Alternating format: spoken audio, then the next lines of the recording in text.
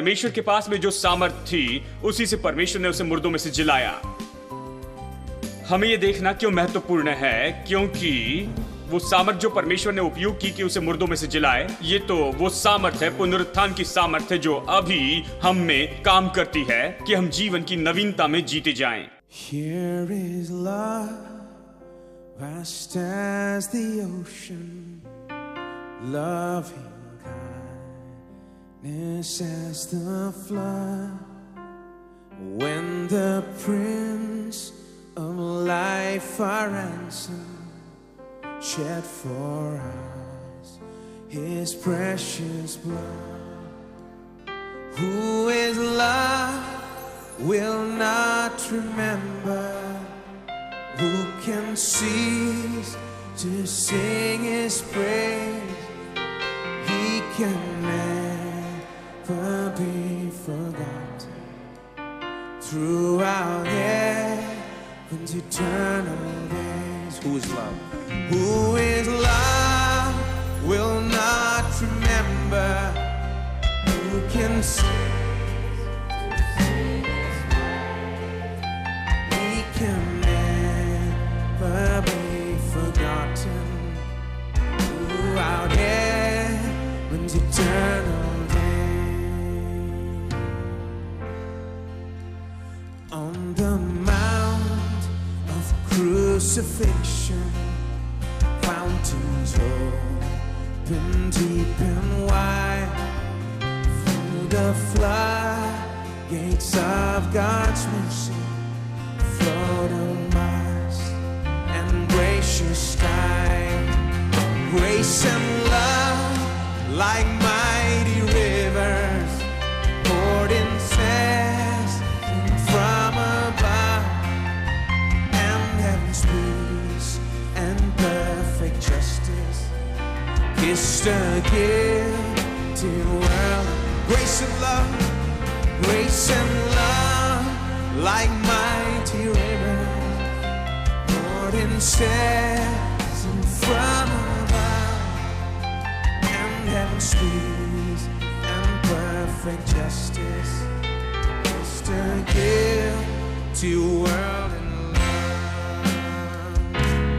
Truth, you do direct me by your Spirit through your word, and your grace my need is meeting as I trust in you, my Lord. Of your fullness you are pouring your great love and power on me, without measure, full and boundless. Sing that again. Of your fullness you are pouring your great love and power on me, without measure, full and boundless, drawing out my heart. Grace and love like mighty rivers poured incessant from above, and heaven's peace and perfect justice kissed a guilty world. Let's sing it one last time. Grace and love like mighty rivers poured incessant from above, and heaven's peace and perfect justice kissed a guilty world in love, and heaven's peace and perfect justice kissed a guilty world in love.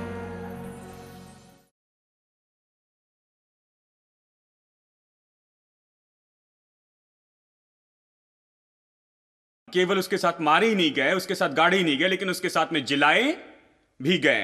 अब इसका मतलब है कि वो जो पुराना जीवन, पुराना अध्याय खत्म हो चुका है और अब नया अध्याय खुल गया है। नया जीवन अब शुरू हुआ है। पुनरुत्थान का यही अर्थ है, नया जीवन शुरू हो गया है। बाइबल जिस तरह से बताती पसंद है। देखिए इसे, अध्याय 6 वचन 4, उस मृत्यु का बपतिस्मा पानी से हम उसके साथ गाड़े गए, ताकि जैसे मसीह पिता की महिमा के द्वारा मरे हुए से जिलाया गया। देखिए कैसे कहता है, बताता है, जैसे मसीह मुर्दों में से जिलाया गया पिता की महिमा के द्वारा, वैसे ही हम भी नए जीवन की सी चाल चले। मुझे यह पसंद है।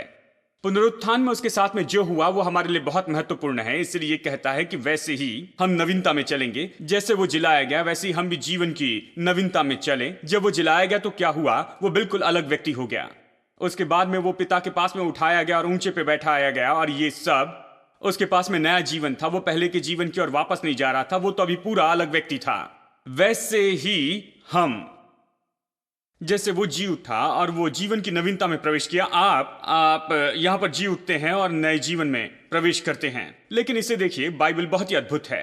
देखिए यहां हमें ध्यान देना होगा। ये कहता है जैसे मसीह पिता की महिमा के द्वारा मरे हुए से जिलाया गया, पिता की महिमा के द्वारा। अब यहां पर जो अनुवाद है वो यहां इतना अच्छा नहीं, पिता की महिमा के द्वारा इतना स्पष्ट नहीं। बहुत से विद्वान इस तरह से सलाह देते हैं कि इसे इस तरह पढ़ना चाहिए, कुछ इस तरह से जैसे कि मसीह जिलाया गया मुर्दों में से पिता की उस महिमा में सामर्थ के द्वारा। ये अर्थ बनाता है। क्यों महिमा में सामर्थ? क्यों केवल सामर्थ नहीं, पिता की सामर्थ के द्वारा। क्यों ना पिता की सामर्थ के द्वारा? ये क्यों महिमा में? महिमा ये जो शब्द है ये दिलचस्प है। इसका मतलब है जब हम फूल को पूरी तरह खिला देखते हैं तो हम कहते हैं ये फूल अपनी पूरी महिमा में है। हम इसे इसकी पूरी महिमा में देखते हैं, ठीक है। यानी महिमा जो शब्द है ये तो सिद्धता या फिर सिद्ध दशा के बारे में हमें बताता है, चाहे फूल हो या जो भी हो। जब संगीतकार बहुत अच्छे से परफॉर्म करता है तो कहते हैं ये आज पूरी महिमा में है, ठीक है, क्योंकि वो इतने सिद्ध है, इतने अच्छे हैं, इतने सुंदर है, ठीक है।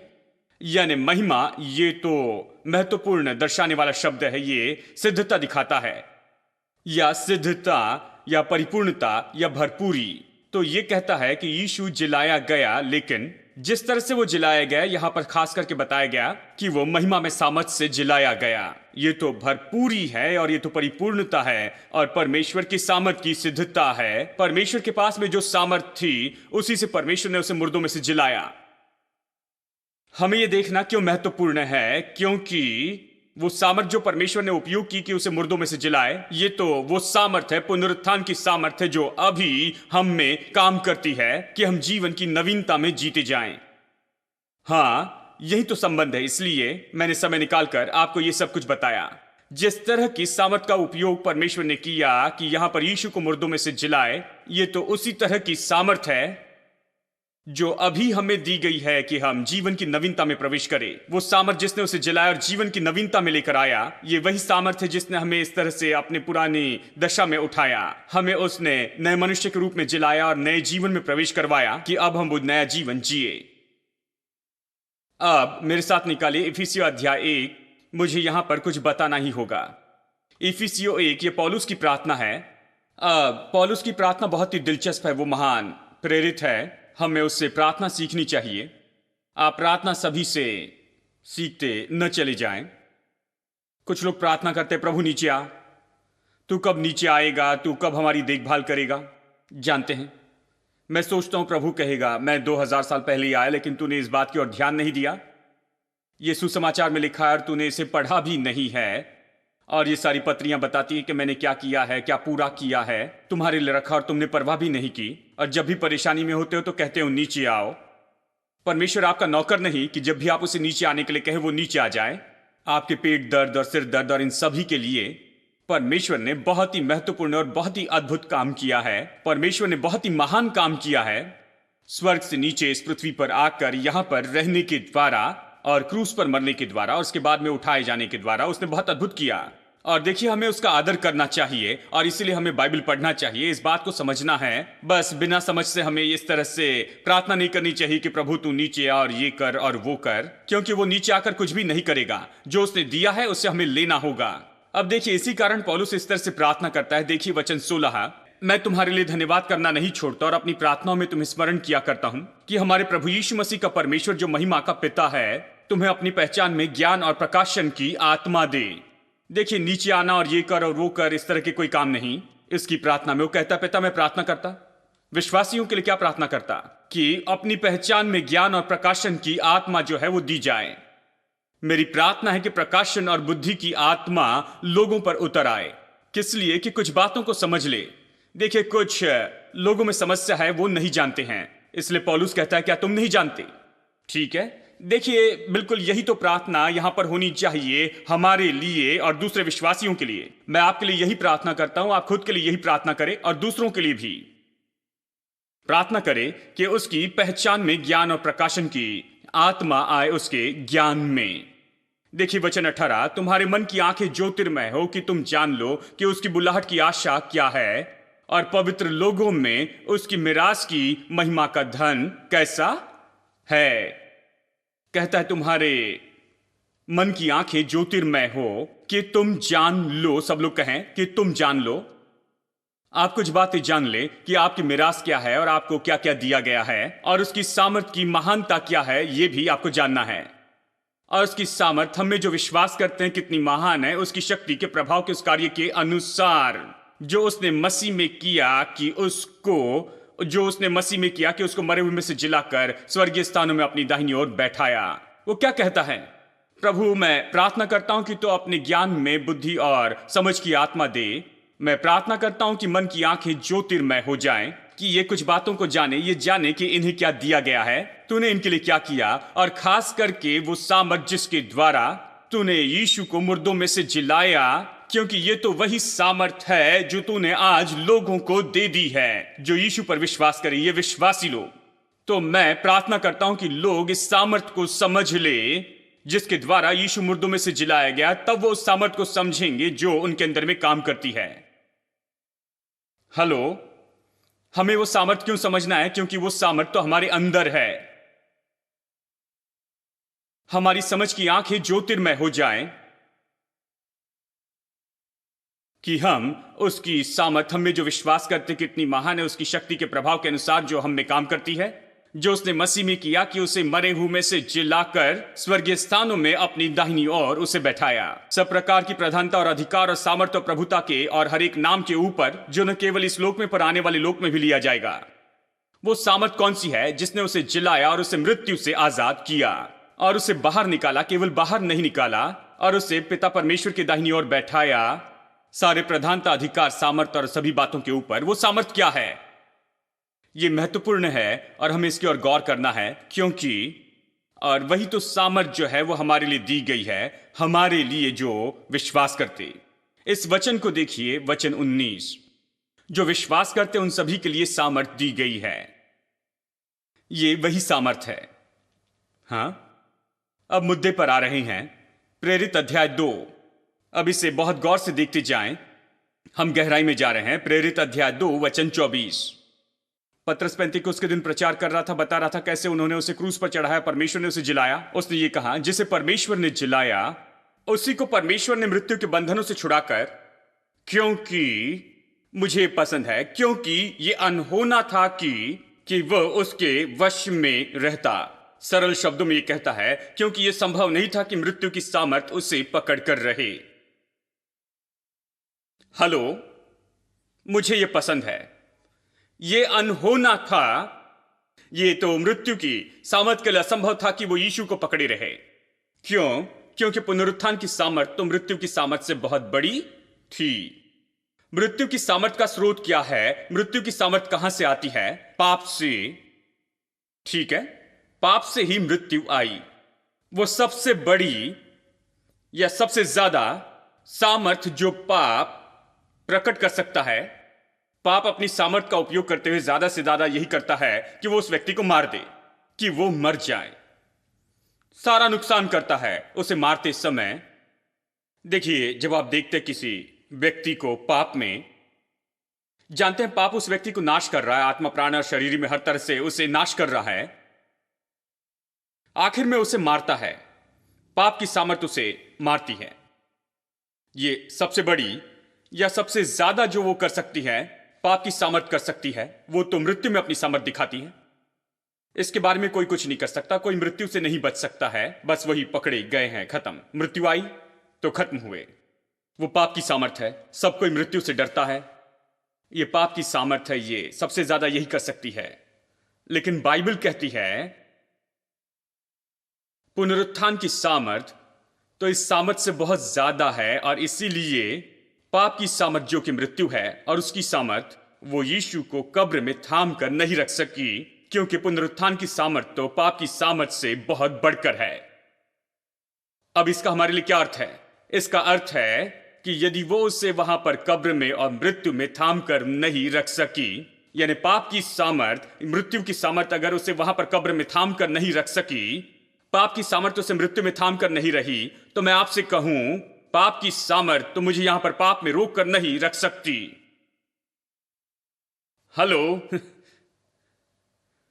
वो तो ज्यादा से ज्यादा मुझे मार सकती है, लेकिन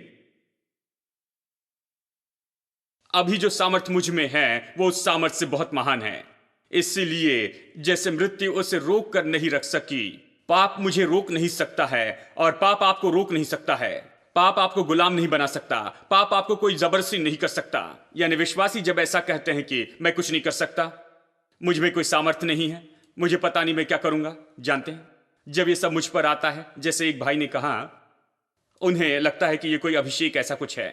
जानते भाई, जब वो मुझ पर आता है मुझे पता नहीं मैं अंत में क्या करूंगा, क्योंकि वो मुझ पर हावी हो जाता है। मैंने कहा सबसे पहले ये विश्वास करना बंद कीजिए। आपके ऊपर में कुछ और आया है, और वो तो परमेश्वर की पुनरुत्थान की सामर्थ है, वो आपके अंदर काम करती है। यदि विश्वास नहीं तो देखिए फिर से एक बार इफिसियों में, और इस समय देखिए अध्याय 2, इफिसियो अध्याय 2, और चलिए वचन 5 से पढ़ते हैं। हमने अध्याय 1 में से पढ़ा था, यहां पर लिखा है कि पुनरुत्थान की सामर्थ ने यीशु को जिलाया और उसे स्वर्गीय स्थानों में बैठाया है। सारी प्रधानताएं, अधिकार, इन सभी बातों के ऊपर, ठीक है, सभी इसे समझते हैं कि यीशु जिलाया गया और वो बहुत ऊंचे पर बैठाया गया स्वर्गीय स्थानों में। सभी प्रधानताएं, अधिकार और इन सारी बातों के ऊपर कोई समस्या नहीं। लेकिन अब अध्याय 2 से वचन 5 देखें, यह अगला भाग है। यह कहता है जब हम अपराधों के कारण मरे हुए थे तो हमें मसीह के साथ उसने जिलाया। हाँ, केवल यीशु को ही जीवित नहीं किया, लेकिन मसीह के साथ हमें जीवित किया। अनुग्रह से ही तुम्हारा उद्धार हुआ है, और मसीह में उसके साथ उठाया, और स्वर्गीय स्थानों में मसीह में उसके साथ बैठाया है। हेलो, इस सामर्थ ने क्या किया? इतना ही नहीं कि केवल यीशु को मुर्दों में से जिलाया और मसीह को उससे ऊंचा उठाया और उसे पिता परमेश्वर के दाहिनी ओर बैठाया सारे प्रधानताएं और अधिकारों के साथ में, उसने मुझे उसके साथ उठाया। मैं उसके साथ में इतनी पहचान पाया हूं, यह पहचान अभी खत्म नहीं हुई है।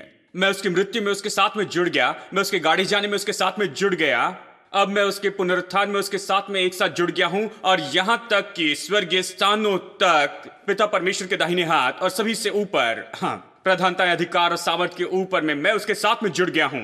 मैं स्वर्गीय स्थानों में उसके साथ में एक साथ बैठाया गया हूं। हेलो, आप समझ रहे हैं? आप कहां हैं? देखिए, बहुत बार विश्वासी ये विश्वास नहीं करते हैं सही बातों पर, यही समस्या है। जैसे एक भाई ने कहा, मुझे ऐसा लगता है कि शैतान मेरे सिर को मानो दबा रहा है, कोई दुष्ट आत्मा। मैंने कहा यह तो उल्टा होना चाहिए, शैतान ने इस तरह से शिकायत करनी चाहिए, क्योंकि आपने अपना पैर उसके ऊपर मजबूती से रखा है, उसे दर्द महसूस होना चाहिए। आप क्यों दर्द महसूस करते हैं? ओ लेकिन भाई, ये तो बस मेरे सिर को दबाते जा रहा है। नहीं,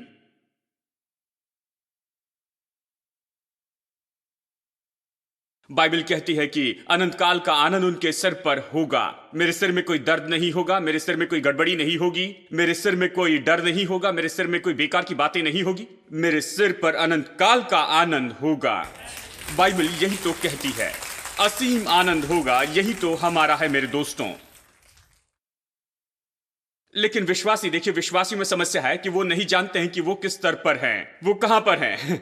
वो नहीं जानते कि वो यीशु मसीह के साथ स्वर्गीय स्थानों में बैठाए गए हैं। वो सोचते हैं उसके पैरों के पास में है।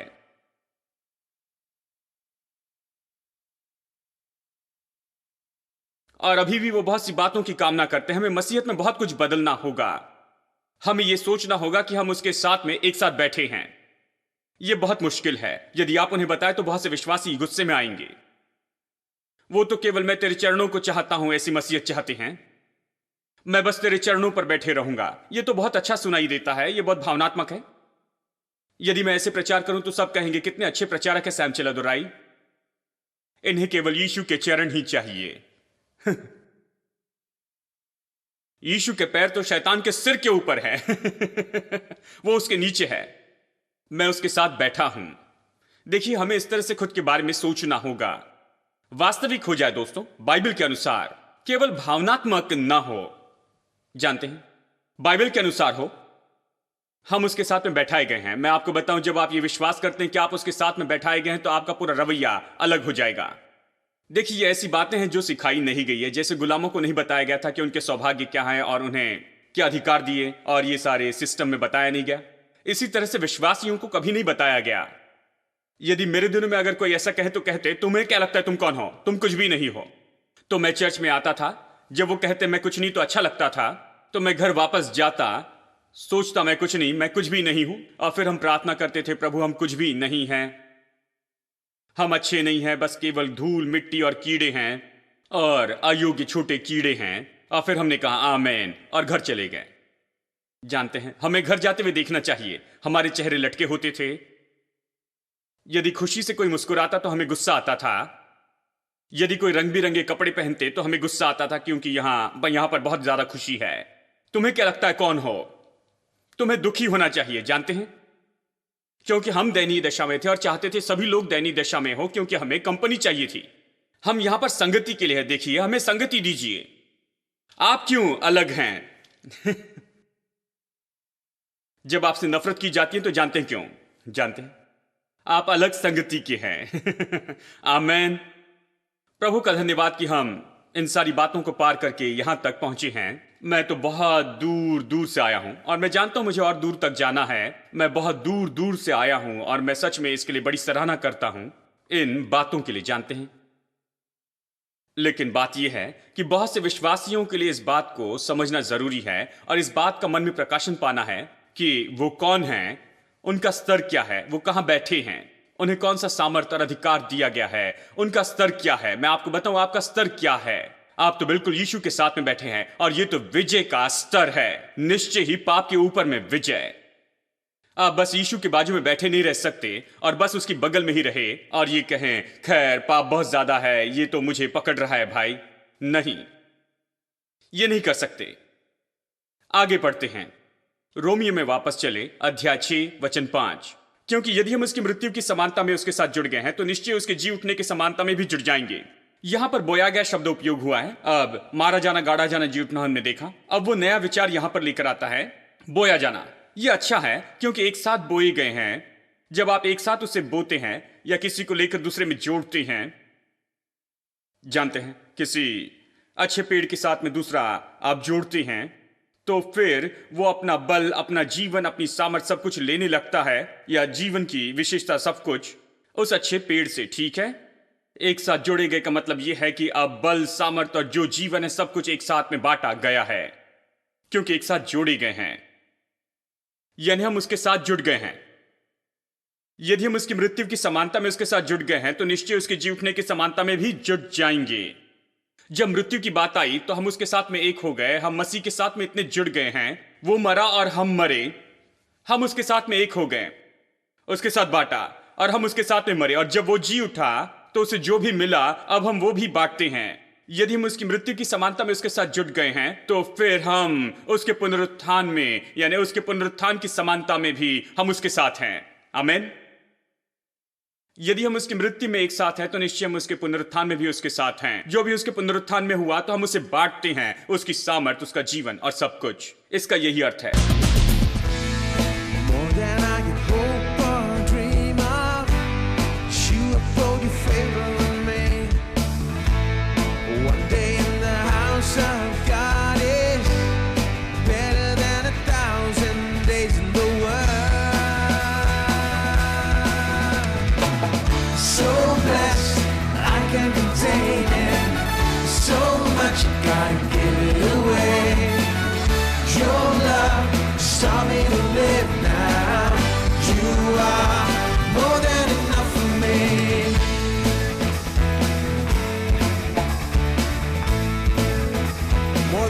hope. More than I can hope or dream of. You put your favor on me. One day in the house of God is better than 1,000 days in the world. So blessed, I can't contain it. So much you gotta give it away. Your love taught me to live now. You are more than so blessed. So blessed, I can't contain it. So much you gotta give it away. Your love taught me to live now. You are more than enough for me.